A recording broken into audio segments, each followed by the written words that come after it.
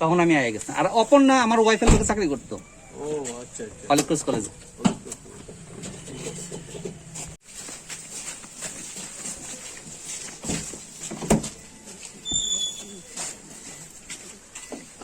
আমি আপনার বাড়িতে সব থেকে আপনি রিসাইন করে দিয়েছি, কার কাছে দিয়েছেন? স্পিকার যদি কোনো কারণে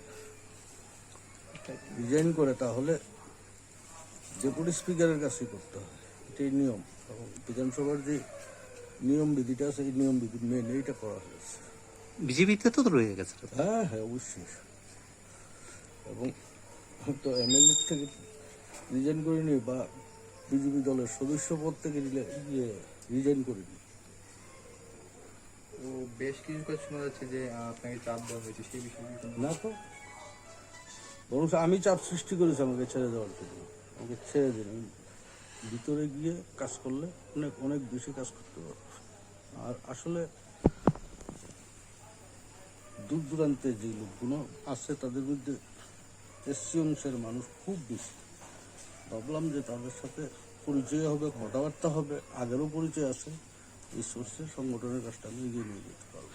স্যার, একজন মন্ত্রী হয়েছিল এসসি কমিউনিটি থেকে, এটাকে আপনি কিভাবে দেখছেন?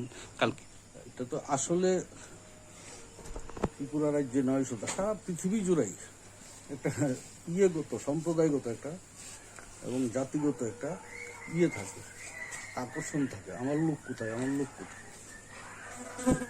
একজন ইচ্ছা করলে দুজনও দেওয়া যায়, তবু একজন যেহেতু দিয়েছেন ভালোইটা। এবং ত্রিপুরা রাজ্যের মানুষের মধ্যে যারা এসসি তাদের আশা ছিল, আকাঙ্ক্ষা ছিল এসসিদের কাছের লোক যাতে সবাই যায়। এবং এটা দেখে আমি বেশ আনন্দিত হয়েছি। স্যার, এখন স্পিকারের লিস্টে আর কার নাম আছে কি কিছু জানেন? স্পিকারের লিস্টে আমার হিসেবে তো বিষ্ণু বাবু তো আসেনি, শুনেছি রতনবাবু নাকি এটার জন্য, বা রতনবাবুকে দেওয়া হতে পারে, এই ধরনের একটা কথা শুনেছি। Thank you sir.